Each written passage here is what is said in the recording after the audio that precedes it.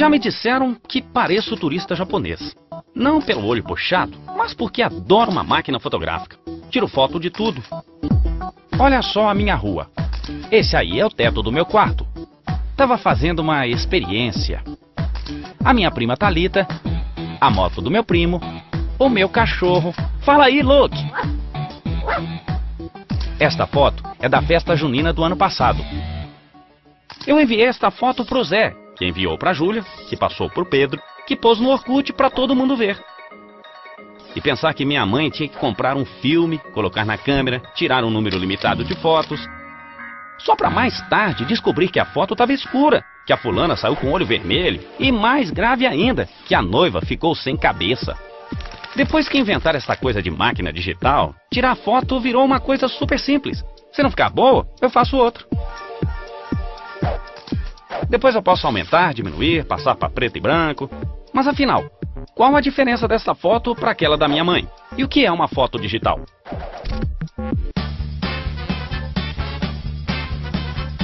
Esta foto foi feita em uma câmera digital.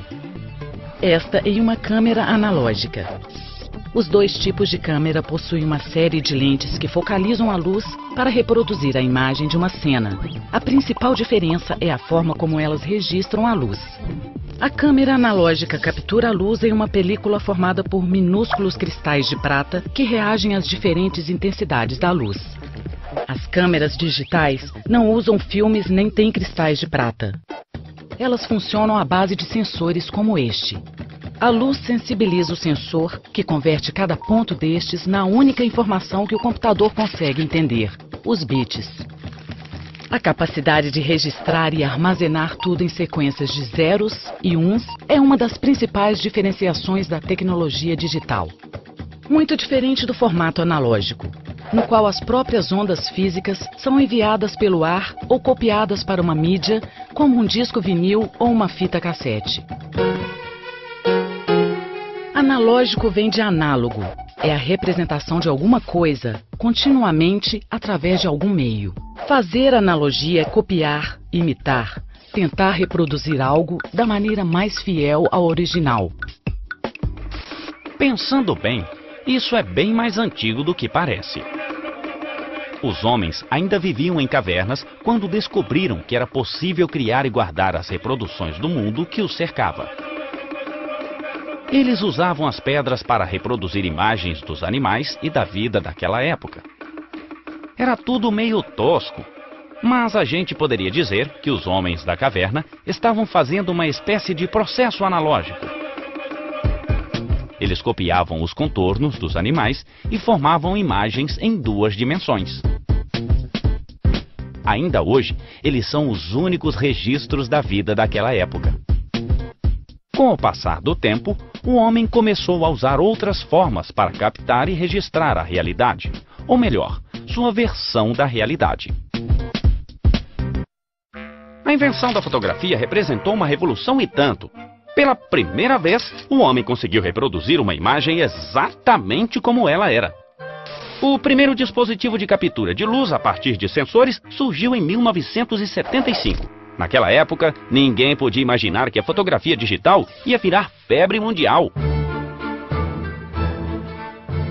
Assim como este quadro é feito de pequenos pontos de tinta, o corpo humano é feito de células e esta casa é feita de tijolos, toda fotografia digital é feita de pixels. Cada quadrinho deste é um pixel. Pixel é a abreviação de Picture Element. Em português, algo como elemento da imagem. O pixel é o menor elemento da imagem digital. Eu ampliei a foto na tela. Dei um zoom, sabe? E olha o que aconteceu. Tá vendo esses quadradinhos?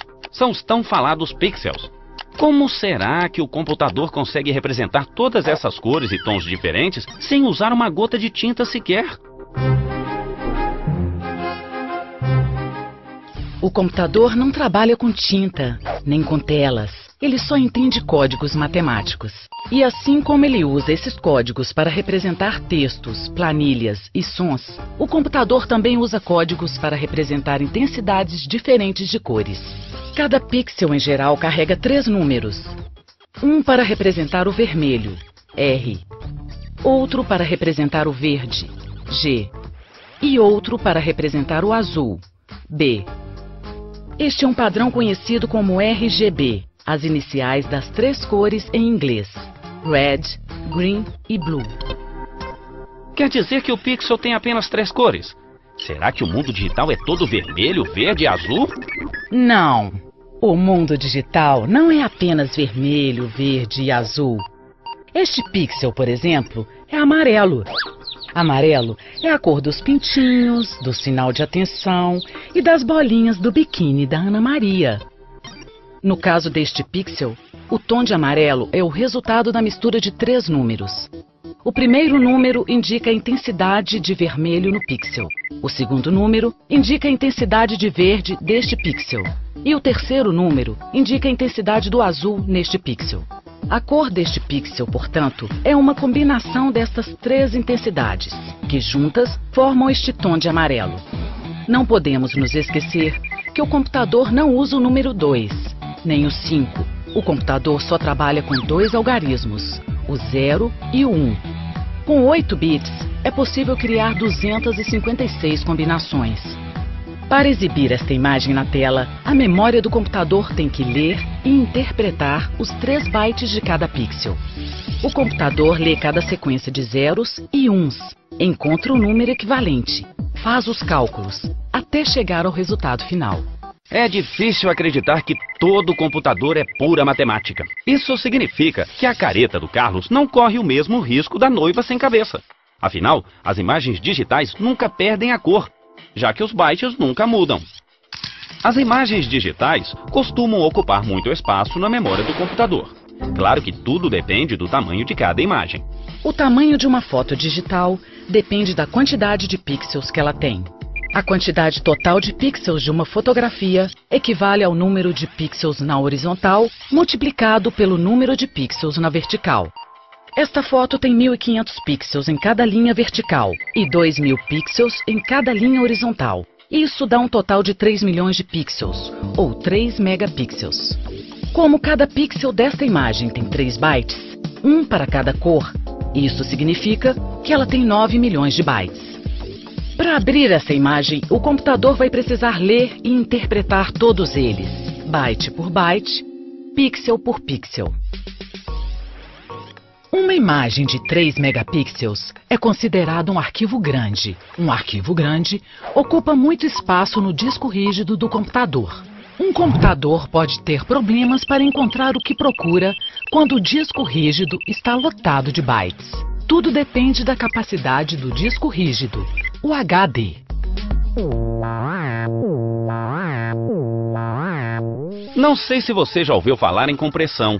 Esse processo serve, entre outras coisas, para diminuir o tamanho dos arquivos. Essa foto aí, por exemplo, ela tinha 3 megapixels. Depois que eu fiz essa compressão, ela passou a ter 1 megapixel. Quem dera eu pudesse fazer isso com os arquivos na minha cabeça. Espremer tudo para poder colocar mais coisa.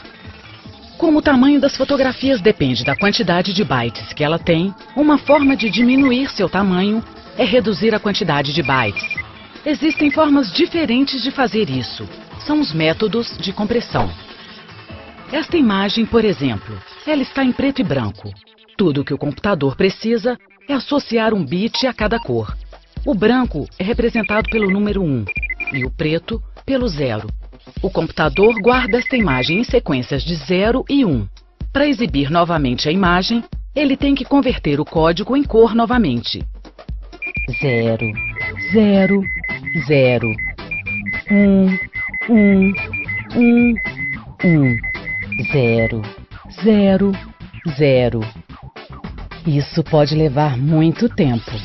Alguns programas de compressão criam códigos para facilitar esse trabalho.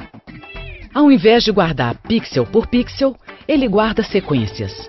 40, 91, 20. Acho que entendi. Minhas fotos não passam de códigos matemáticos. Mas será que a mesma coisa acontece com o som? O som nada mais é do que o resultado da vibração do ar. No formato analógico, o som é registrado e transmitido exatamente da forma original, ou seja, em forma de uma onda contínua. Uma pessoa fala em um microfone. Alô, alô, teste. passa pelo microfone em forma de onda.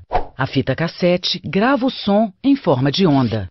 A onda pode então ser lida, ampliada e enviada a um alto-falante para reproduzir o som.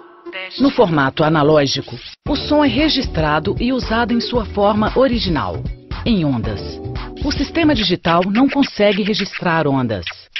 Por isso, ele faz uma amostragem, escolhe alguns pontos da onda, atribui números a cada um desses pontos e reconstrói algo que lembra uma onda, mas que de perto parece mais uma escada. Quanto mais pontos a curva tiver, mais parecido com o som original.